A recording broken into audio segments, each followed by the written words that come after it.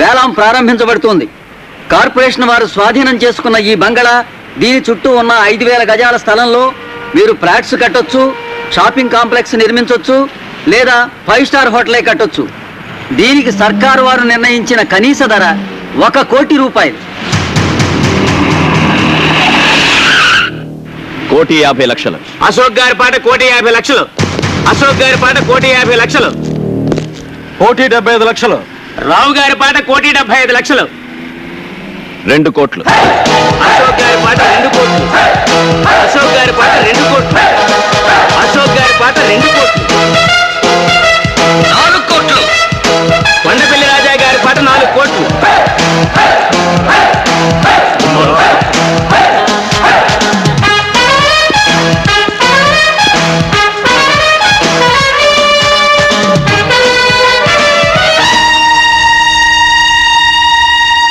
కొండపల్లి రాజా గారి పాట 4 కోట్ల రూపాయలు. 5 కోట్లు. అశోక్ గారి పాట 5 కోట్లు. అశోక్ గారి పాట 5 కోట్లు. 6 కోట్లు. రాజా గారి పాట 6 కోట్లు. 7 కోట్లు. అశోక్ గారి పాట 7 కోట్లు. అశోక్ గారి పాట 7 కోట్లు.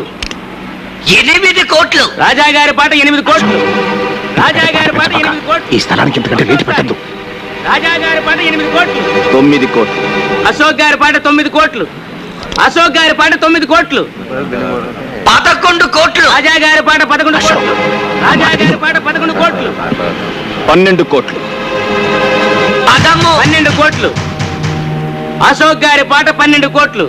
ఒకటోసారి అశోక్ గారి పాట 12 కోట్లు. రెండవసారి అశోక్ గారి పాట 12 కోట్లు. మూడోసారి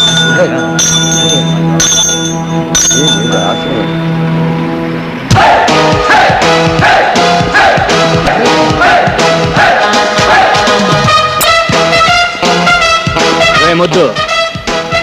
పుణ్యాత్ముల కోసం కట్టేది దేవాలయం, పాపాత్ముల కోసం కట్టేది శివాలయం. మేధావులు పొందేది పురస్కారం, మూర్ఖులు పొందేది తిరస్కారం. ఆవేశపరుడు తెచ్చుకునేది ముప్పు, ఆలోచన పరుడు తెచ్చుకునేది మెప్పు. 3 కోట్ల ఆస్తిని 12 కోట్లకు పాడినవాడు గెలిచినట్ట, ఓడినట్ట. ఇక్కడ జరిగింది వేలం పాట, కానీ కొనసాగింది ఈ రాజా వేట. రేయ్, బిల్డింగ్ కట్టడమే కాదురా, కోల్చడం కూడా తెలిసిన వాడిని. తీరబండి.